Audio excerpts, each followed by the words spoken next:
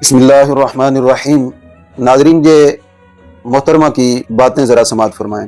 मैं सफर करके दूसरे शहर से आई थी, तो मैंने अपनी क्लास की लड़कियों से पूछा कि मुझे एक वॉशरूम बताइए जिसमें मैं गुस्ल कर सकूं, जहां आप लोग जाते हैं। उन्होंने मुझे वॉशरूम बताया और आप यकीन नहीं करेंगे कि मैं तौलिया लिए हुए, अपने कपड़े लिए हुए, अपने हाथ में शैम्पू और साबुन, ये चीजें पकड़े हुए, और वॉशरूम में कोई जगह नहीं है इन चीजों को रखने की, कोई स्पेस नहीं है। दरवाजे के ऊपर कपड़े डाल दो और वॉशरूम इस तरह का कि उसे वॉशरूम कहना वॉशरूम की तौहीन। और ये मैं पिंडी इस्लामाबाद के मदरसे की बात कर रही हूँ, ये किसी मैं बैकवर्ड इलाके की बात नहीं कर रही, ये पिंडी इस्लामाबाद की बात हो रही है। और मदरसे को चलाने वाले एजुकेटेड लॉयर्स, सो कॉल्ड, और बहुत हाई प्रोफाइल लोग। मोहतरमा फरमा रही हैं कि वाशरूम ऐसा कि उसको वाशरूम कहना वाशरूम की तौहीन है।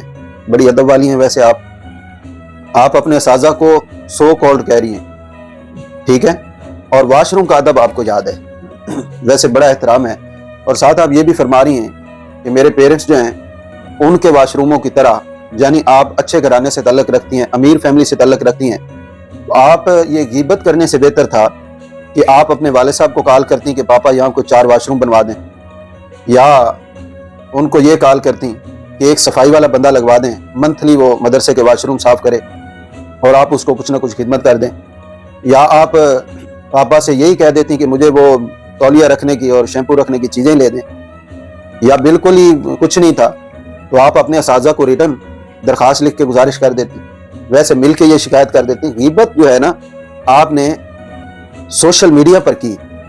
अब अगर इसकी आपसे पूछगछ हो तो आपके पास कोई जवाब है कि मैं गीबत किस बेस पे कर रही हूँ अपनी असाजा की? आपने मादर इल्मी की, जिसमें मैंने इल्म सीखा है, उस इदारे की गीबत मैं कर रही हूँ।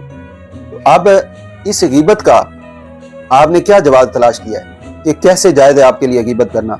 यानी आपने इल्म सीखा है, अमल वाली बात आपकी बिल्कुल कोई नहीं है, ठीक है। और इसीलिए सुल्तानुल आरिफीन रहमतुल्लाह अलैह ने फरमाया, इल्म पढ़िया ते अदब न सीखिया, की लेना इल्म नू पढ़ के। अल्लाह ताला ऐसे तालिब इल्मों को हक समझाए जो जहाँ पर खाते हैं, जहाँ पर बैठते हैं, जहाँ पर पढ़ते हैं, फिर उन्हीं इदारों की मीडिया पर बैठकर गिबत भी करते हैं। अल्लाह ताला ऐसी सोच से महफूज फरमाए।